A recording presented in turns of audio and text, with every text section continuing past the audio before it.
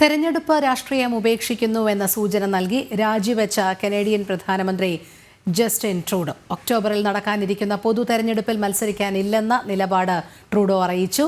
ഇതിനിടെ ട്രൂഡോ രാജിവെച്ച liberal party അധ്യക്ഷ സ്ഥാനത്തേക്ക് പുതിയ നേതാവിനെ കണ്ടെത്താനുള്ള ശ്രമം ആരംഭിച്ചു.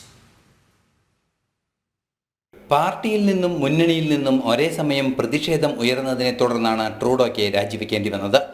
സ്വന്തം പ്രസ്ഥാനമായ ലിബറൽ പാർട്ടിയിലെ ഒരു വിഭാഗവും ഖാലിസ്ഥാനികൾ പിന്തുണയ്ക്കുന്ന ന്യൂ ഡെമോക്രാറ്റിക് പാർട്ടിയും ട്രൂഡോയുടെ രാജി ആവശ്യപ്പെട്ടിരുന്നു.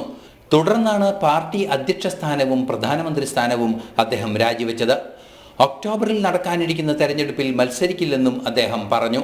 In terms of my own decisions, I will not be running in the upcoming election.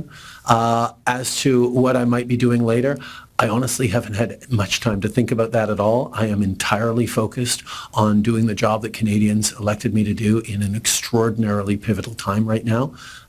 The US inauguration and the weeks that follow are something that is of deep importance to Canadians, and we are entirely focused on that as a team. March 9-ന് liberal party നേതാവിനെ തെരഞ്ഞെടുക്കാനുള്ള നീക്കവും പുരോഗമിക്കുകയാണ്. മുൻ ധനമന്ത്രി ക്രിസ്റ്റ്യ freelance, mark കാണി എന്നിവരിൽ ഒരാൾ അധ്യക്ഷ സ്ഥാനത്തെത്തുമെന്നാണ് സൂചന. അമേരിക്കയിൽ ജനുവരി 20-ന് ട്രംപ് അധികാരമേൽക്കുന്നതുൾപ്പെടെ തെരഞ്ഞെടുപ്പ് രാഷ്ട്രീയത്തിൽ നിന്നും മാറി നിൽക്കാനുള്ള ട്രൂഡോയുടെ തീരുമാനത്തിന് പിന്നിൽ പ്രേരണയാണെന്ന സൂചനയുമുണ്ട്. ഇന്റർനാഷണൽ ഡെസ്ക്, ജനം.